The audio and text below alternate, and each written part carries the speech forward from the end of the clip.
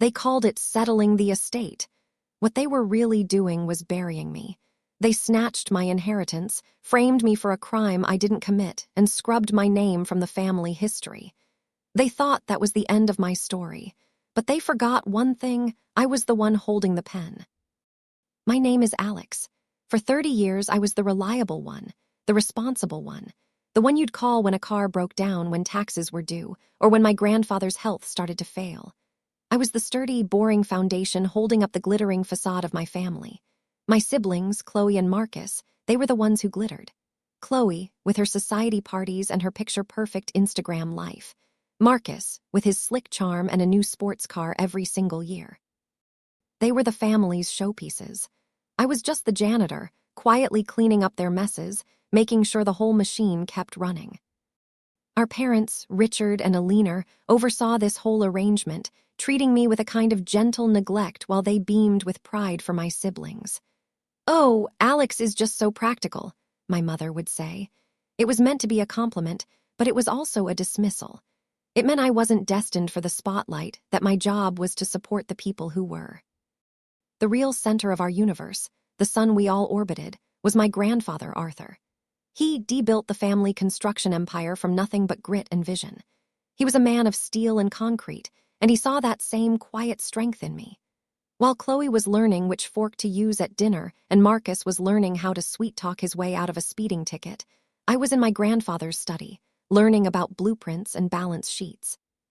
"You've got a good head on your shoulders, Alex," he'd tell me, his voice a low rumble. "You see how things are built, they don't. Remember that. This will all be yours to look after one day, not just the company, the legacy." He trusted me. In his last years, when his mind started to wander and his body began to fail, I was the one who managed everything: his appointments, his medication, his personal affairs. I held his hand when he was confused. I listened to his stories about the old days. It was a sacred trust, a silent promise I thought was written in stone. Turns out my family preferred to write on paper. Paper that can be forged, changed, and burned. The day they read the will was a masterclass in fake grief. The air in the lawyer's office was thick with expensive perfume and greed.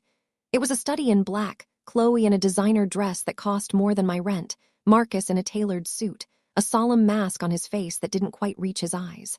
My parents sat together, a united front of sorrow. I sat by myself, clinging to my grandfather's last words to me. "Take care of it all, Alex. It's in your hands now." Mr. Abernathy, the family lawyer for 3 generations, cleared his throat. He talked about my grandfather's long life, his impact on the city, his love for his family. My family nodded along, dabbing at their dry eyes with silk handkerchiefs. It was a hell of a performance. Then he opened the will. He read through the usual things: jewelry to a cousin, a donation to a university. My heart was hammering against my ribs. This was it. The confirmation of my life's work. The moment my grandfather's promise became real. Mr. Abernathy read my father's name, then my mother's. They were the executors. Then came the big stuff, the company, the stocks, the properties. It was all to be split between Chloe and Marcus. Silence. My name wasn't there. The world went quiet except for the roar in my ears. I had to have misheard.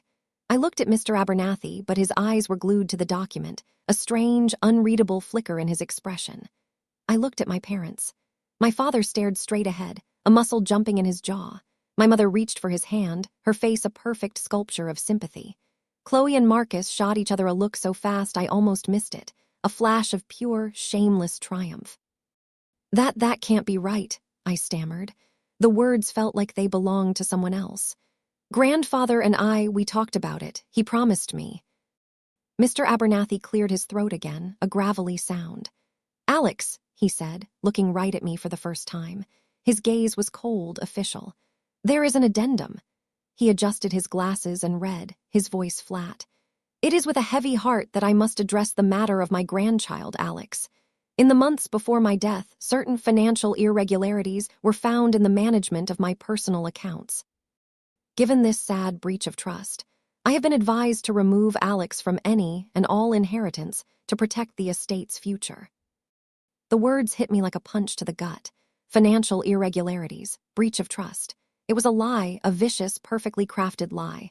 I'd managed his accounts with meticulous care, with reverence for the trust he'd placed in me. I looked at my family and it all clicked into place. This wasn't some mistake. It was a coup. They hadn't just cut me out, they'd burned the ground I stood on. They'd branded me a thief to justify their greed. They'd used my grandfather's death to murder my reputation. The meeting ended in a blur of fake condolences. My mother put a cold hand on my arm. "We're so sorry, Alex. We had no idea he felt that way." Her eyes were full of pity, the pity a winner feels for the loser. Marcus clapped me on the shoulder, his touch feeling like a brand.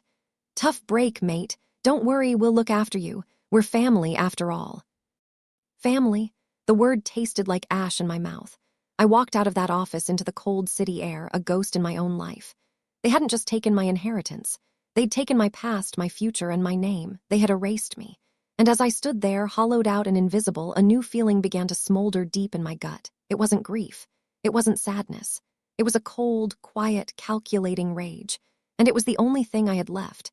They thought they'd written my final chapter.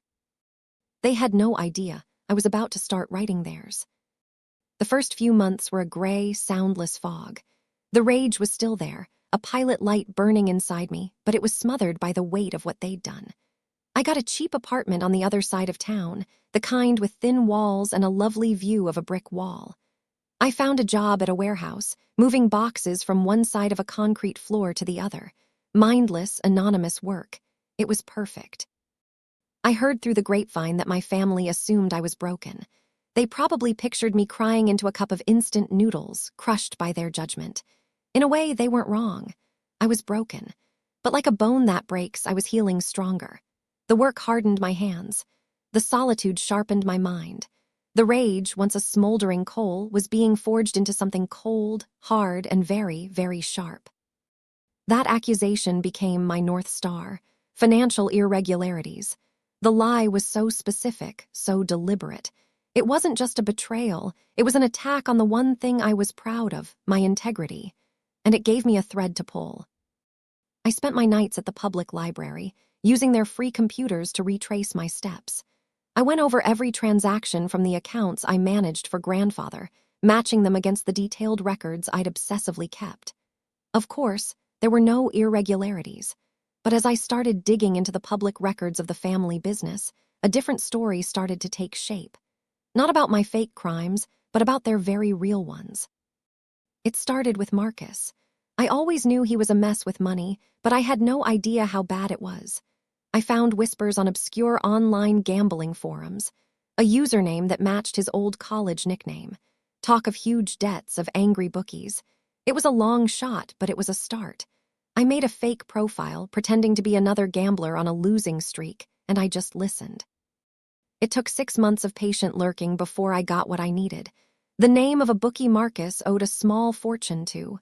A fortune he definitely couldn't pay on his official salary, which meant the money was coming from somewhere else. The company, he wasn't just gambling, he was embezzling. Next up, Chloe. Her charity, the Foundation for a Brighter Tomorrow, was her claim to fame. She was the darling of the city's philanthropic scene. Her foundation's website was full of glossy photos of smiling kids, but its public tax filings were pure fiction. I spent a year teaching myself how to read nonprofit financial disclosures, cross-referencing vendor payments with shell corporations I uncovered. The foundation was a washing machine. It took in donations, inflated its expenses with payments to companies that didn't exist, and funneled the clean money out to pay for Chloe's art collection, designer wardrobe, and a secret condo in the Caribbean. But it was worse than that. Some of the kickbacks went to powerful city officials, the same people who approved zoning permits for my father's construction projects. Chloe wasn't just a fraud. She was the grease that kept the family's entire corrupt machine running. What would you have done? Would you have blown the whistle right then? Or would you wait, knowing there were bigger, darker secrets still buried? I chose to wait. Their ruin had to be absolute. The biggest secret of all belonged to my father, Richard, the stoic, unimpeachable patriarch who'd watched with such disappointment as I was cast out. This one took me the longest, almost 3 years of my life. It was buried deep in the city archives, in dusty boxes of old building permits.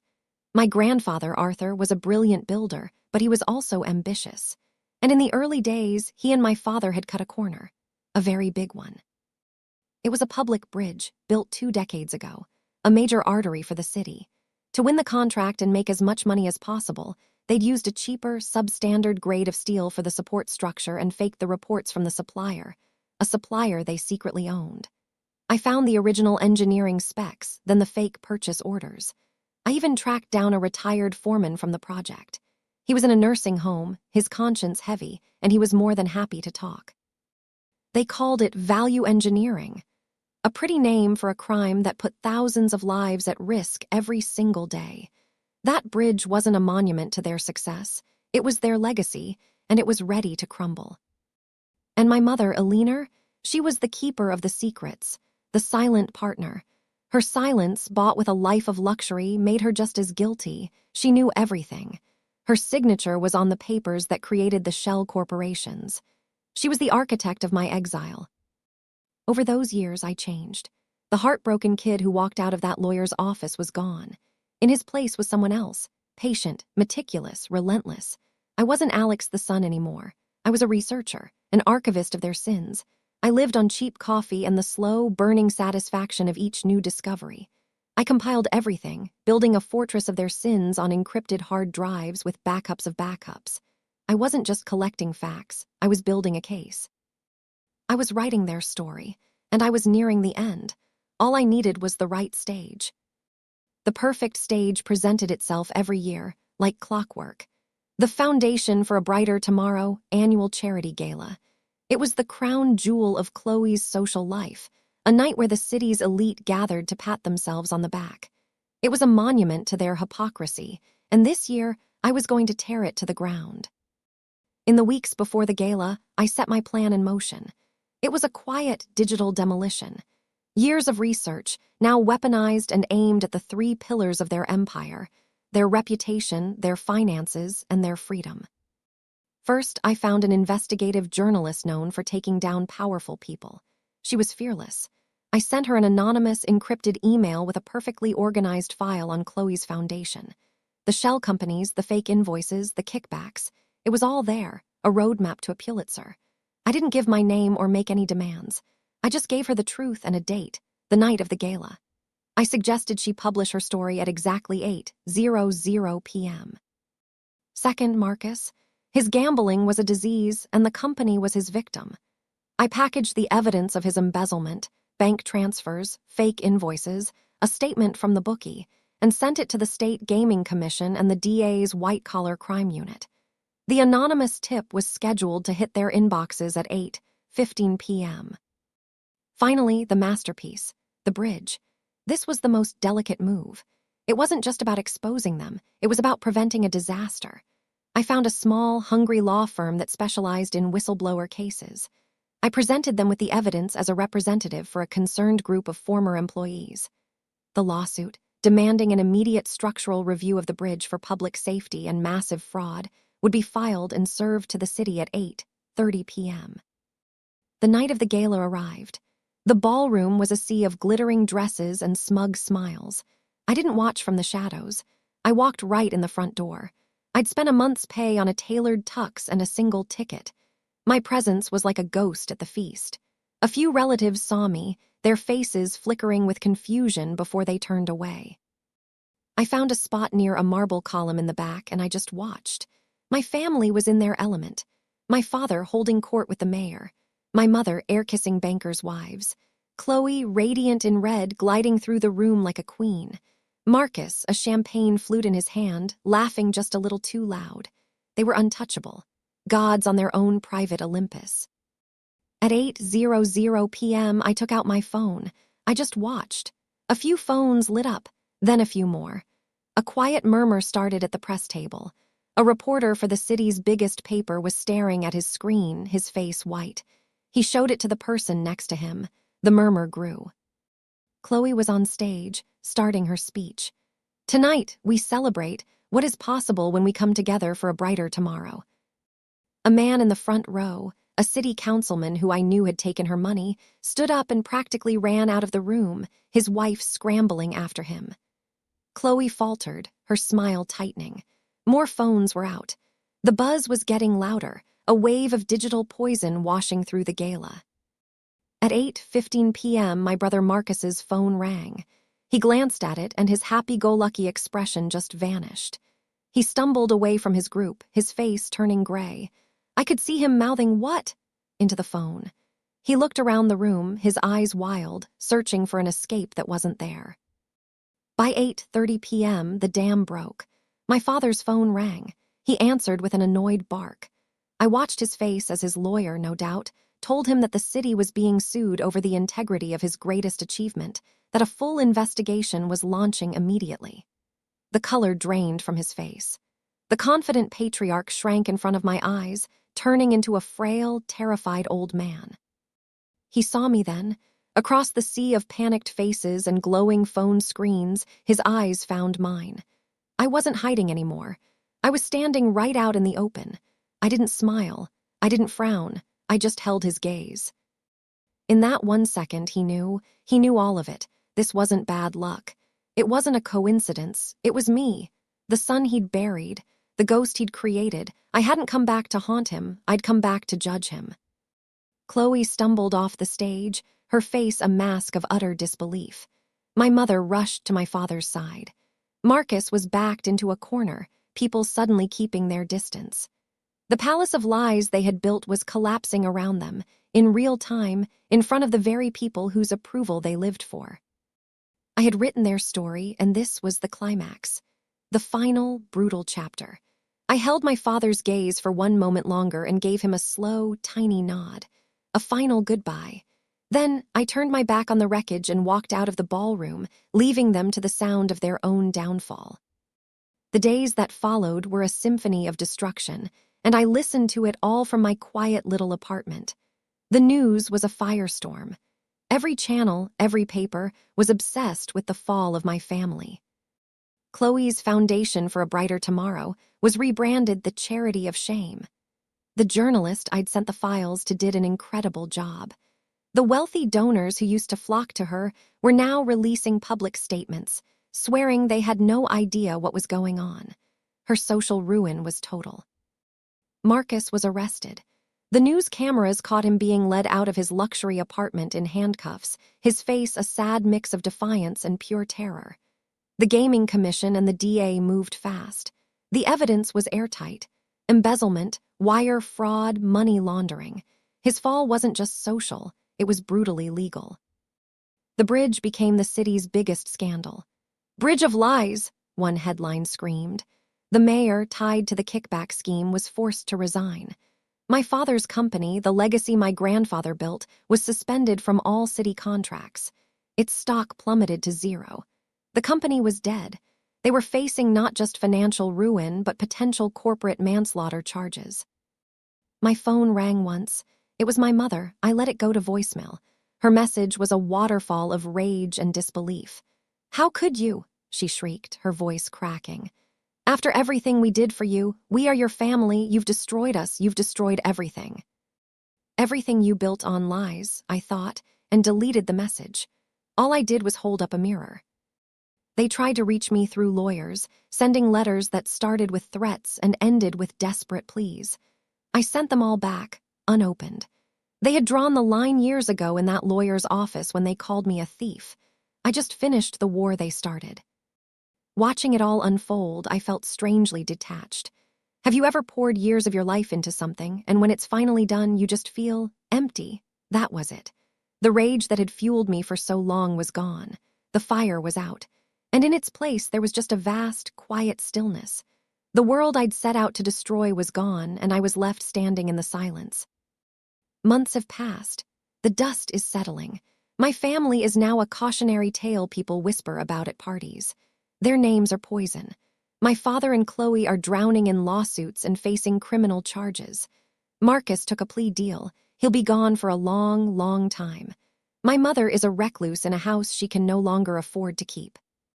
I never got the inheritance. I never even wanted it. That money was tainted, the blood in the veins of their corrupt world. My victory wasn't about money. It was about the story. They tried to write a story where I was the villain, the footnote, the failure. I just wrote the truth. And the truth was that their empire was a house of cards. All I did was pull out the one card they thought was worthless, me. So what now? I still live in my small apartment. I still work a simple job. But for the first time in my life, I feel free. I'm not the responsible one or the disappointing one or the vengeful one. I'm just Alex. And I'm finally the author of my own story with all the pages still blank. Was it justice or was it revenge? I've asked myself that 1,000 times in the middle of the night. Maybe they're just two sides of the same coin. They took my name and tried to ruin it, so I took their secrets and turned them into history. They built a legacy on a foundation of lies. I just buried it with the truth.